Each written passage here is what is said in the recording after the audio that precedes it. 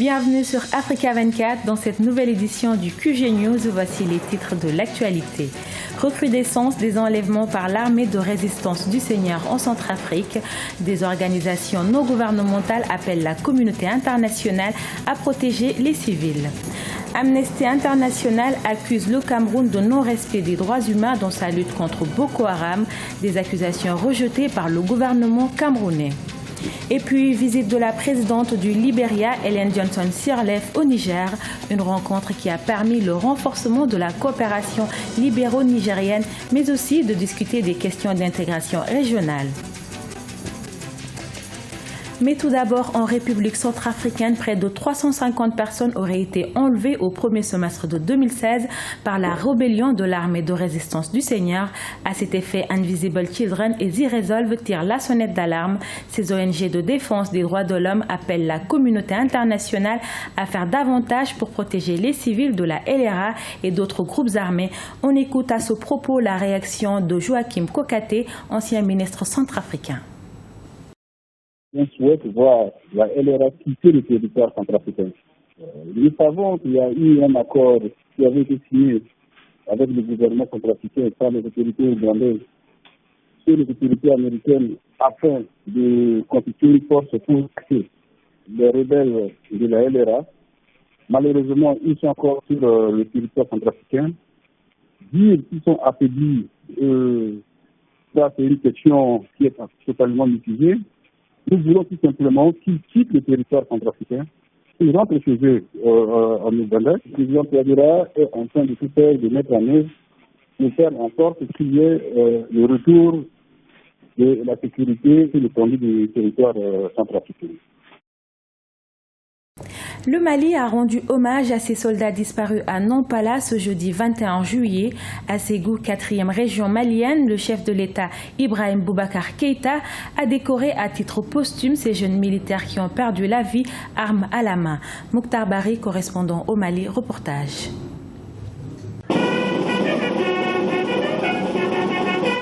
C'est dans le camp Amadou Sekoutal à Ségou, ville située à 240 km de Bamako, que le Mali a rendu hommage à ses 17 soldats tombés sur le champ de l'honneur. Cette cérémonie rehaussée par la présence du chef de l'État Ibrahim Boubacar Keïta a été ponctuée par plusieurs actes pleins d'émotion. Le chef de l'État a décoré à titre posthume les 17 militaires tués. Il a également appelé la troupe à tirer une leçon de ce jour funeste. Ce 19 juillet fut leur dernière respiration dans cette vie. Mais pour rien au monde, ils ne l'eussent souhaité indigne dans l'indignité, dans l'honneur, dans la dignité. Seul cela valait pour ces jeunes gens-là. Toute vie n'est pas de dignité. La leur le fut jusqu'à l'ultime heure.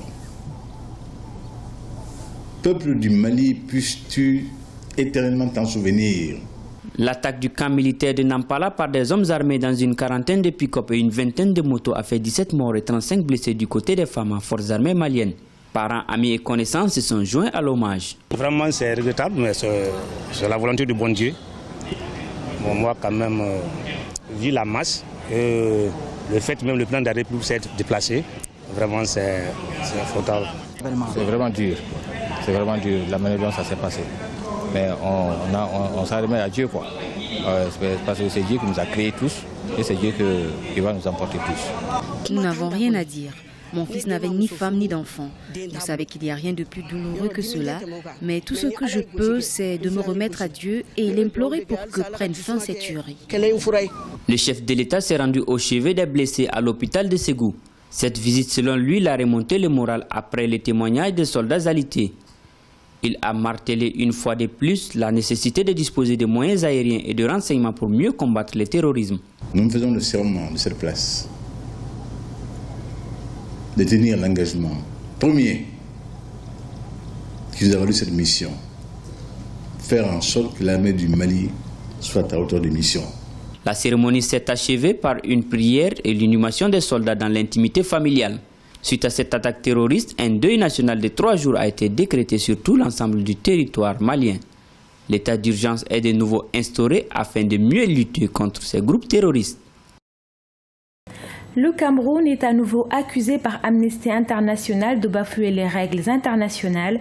Dans son combat contre Boko Haram, le pays est accusé de non-respect du droit international humanitaire. Dans son rapport publié le 14 juillet, l'ONG dénonce des recours excessifs à la force, des détentions et des arrestations arbitraires. Toutefois, ces faits sont refutés par les autorités camerounaises. Reportage de notre correspondant au Cameroun, Chérif Ousmane Bardonka. Dans son rapport de juillet 2016 intitulé « Bonne cause, mauvais moyens, atteinte aux droits humains et à la justice dans le cadre de la lutte contre Boko Haram au Cameroun », l'organisation internationale Amnesty International dénonce des violations des droits humains généralisées commises par les forces de défense et les autorités camerounaises. Recours excessif à la force, détention et arrestation arbitraires, torture et mort en détention, voici quelques dénonciations d'Amnesty International. Les arrestations massives, les procès sommaires, les arrestations arbitraires, les détentions arbitraires, pas d'accès à l'avocat. Et nous avons eu Maître Alamine, qui est à Marois, qui nous a dit qu'il a collaboré aussi avec Amnesty dans tout cela. Amnesty n'a rien inventé du tout. Amnesty fait son travail. Amnesty est très crédible. Il faut que l'État du Cameroun essaye aussi d'être crédible. Ce rapport d'Amnesty International est contesté par le gouvernement camerounais et une partie de la classe politique. Le ministre de la Communication, Issa Tiroma, a au cours d'un point de presse rassuré qu'aucune exaction de quelque nature que ce soit n'est tolérée au sein des forces de défense et de sécurité camerounaises. Selon les observateurs des relations internationales, ce rapport est biaisé et manque d'objectivité. Un officier dans l'armée ou un général d'armée sait ce que c'est que le droit international humanitaire, qui est ce que nous appelons le droit de la guerre. Mais vous savez, dans toutes les guerres, on peut avoir des dérives. Ça peut arriver parce que les militaires qui font la guerre, ou les forces, je préfère dire les forces de défense et de sécurité qui font la guerre, c'est des êtres humains comme nous. Il peut y avoir sur le terrain un certain nombre d'éléments sur le théâtre des opérations qui les amènent à riposter d'une manière ou une autre. Il faudrait que de plus en plus ceux qui publient ces rapports-là essayent d'être, objectifs dans ce qu'ils recherchent. Depuis 2013 jusqu'au début de l'année 2016, on aura dénombré dans la région de l'extrême nord du Cameroun 315 incursions de Boko Haram avec 46 attentats suicides, causant ainsi la mort de plus de 1300 personnes et 170 000 déplacés. Des agressions et des exactions de Boko Haram qui mériteraient également, selon les observateurs, l'attention d'Amnesty International. La présidente du Libéria, Ellen Johnson Sirleaf, également présidente en exercice de la CEDEAO, Communauté économique des États de l'Afrique de l'Ouest, a effectué une visite de travail de 24 heures ce jeudi 21 juillet au Niger, une rencontre qui a permis le renforcement de la coopération libéro-nigérienne dans les domaines des mines, de l'agriculture, mais aussi de discuter des questions d'intégration régionale. Sadou Alizé Mouktar, correspondant au Niger, reportage. La présidente de la République du Libéria, présidente en exercice de la CEDEAO, Ellen Johnson Sirleaf, a effectué une visite officielle de travail et d'amitié de 24 heures ce jeudi 21 juillet 2016 au Niger. Dans la capitale nigérienne, les deux chefs d'État ont eu des entretiens en tête-à-tête suivis d'une séance de travail. Cette séance de travail a porté sur l'examen approfondi des relations bilatérales et un échange de vues sur les sujets africains et internationaux. Nous sommes tous d'accord au sein de notre région et entre les chefs d'État que cette question de la sécurité est une question multifacette. Bien sûr, il y a des politiques pour pouvoir faire face aux problèmes de sécurité et aux problèmes de narcotrafic, ainsi qu'au renforcement de nos forces de défense et de sécurité. Nous devons renforcer l'échange d'informations et de renseignements au sein de nos pays. More importantly, that we exchange information and we develop common responses within the ECOWAS region. Issoufou Mahamadou et Ellen Johnson Sirleaf ont passé en revue les différents domaines de la coopération entre le Niger et le Libéria. Les questions de sécurité, de coopération économique, d'intégration régionale et sous-régionale ont été au centre des discussions des deux délégations. La coopération qu'on est en train de mettre en place pour combattre Boko Haram, la CEDEAO joue un rôle également dans la mise en place de cette force mixte multinationale qui est en train de se battre dans le bassin du lac Tchad contre Boko Haram. Et il se trouve que la menace est à cheval sur deux régions. La région CEDEAO et puis la CEAC de l'Afrique centrale.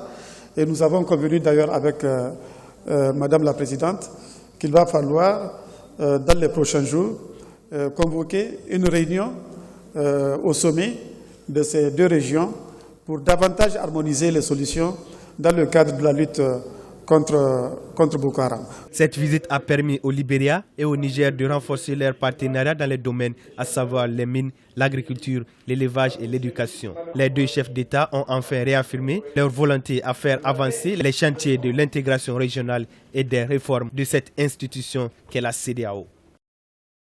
La 20e édition de l'Afro-Basket des moins de 18 ans s'est ouverte ce vendredi et se tiendra jusqu'au 31 juillet au Rwanda. Un championnat qui regroupe 12 pays. Jeudi 29 juillet auront lieu les tirages au sort des poules pour y placer les différentes équipes nationales. Le gagnant de la compétition remportera non seulement le trophée, mais se qualifiera également pour le championnat du monde de la catégorie qui se déroulera en Égypte en 2017. C'était le journal de la rédaction. Nous vous remercions de votre fidélité. Restez sur Africa 24. Dans un instant, une nouvelle édition de l'actualité.